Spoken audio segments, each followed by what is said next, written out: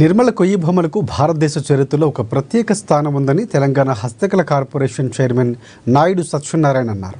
నిర్మల్ జిల్లా కేంద్రంలో నూతనంగా ఏర్పాటు చేసిన ఎంబ్రాయిడింగ్ మిషన్ను ఆయన ప్రారంభించారు. ఈ సందర్భంగా ఆయనకు జిల్లా అధికారులు, నాయకులు ఘన స్వాగతం పలికారు.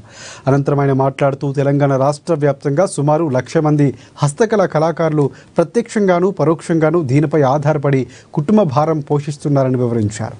హస్తకళలపై ఆధారపడిన వారిని ప్రభుత్వం సైతం గుర్తించి హస్తకళ కళాకారులకు అధిక ప్రాధాన్యత కల్పిస్తుందని తెలిపారు.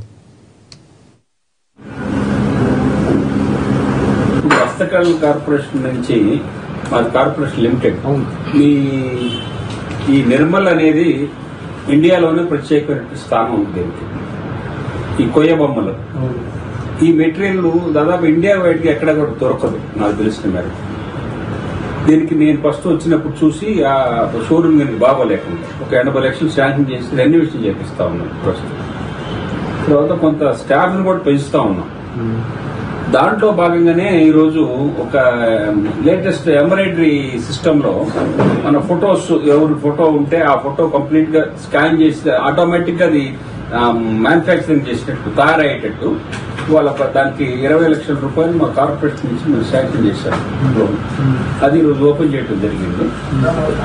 తెలంగాణ వ్యాప్తంగా కూడా సుమారు 1,00,000 మంది ఆర్టిస్ట్స్ అంటే కళాకారులు దీని మీద ఆధారపడి జీవనం చేయడం జరుగుతుంది.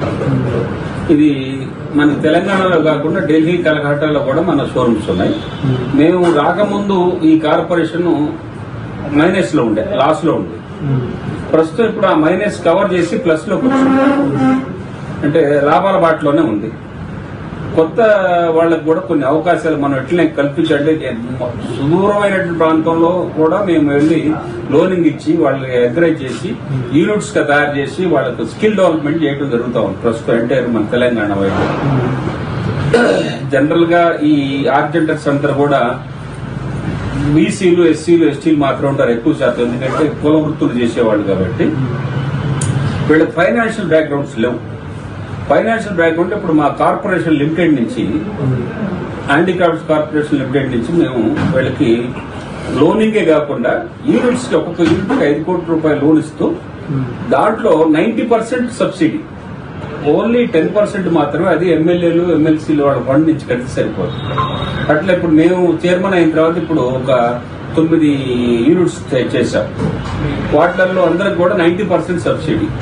వాళ్ళ ద్వారా ఉత్పత్తి పెరుగుతూ ఉంది. ఆ ఉత్పత్తి భారతదేశంలోనే క్రియాశీలకంగా అవుతుంది. మన ఎక్స్పోర్ట్స్ కూడా పోతున్నాయి మనీ. ఎస్పెషల్లీ తెలంగాణ కార్పొరేషన్ నుంచి ఎర్రచందనం తీసుకొని దాని నుంచి బొమ్మలు తయారు చేపిస్తాం. ఇంతకుముందు ఓన్లీ చెక్క బొమ్మలే ఉండేది. ఈ ఎర్రచందనం బొమ్మలు చేయడం వల్ల చైనా గానీ, రష్యా గానీ ఇవన్నీ కూడా ప్రపంచ దేశాలకు వెళ్తున్నాయి.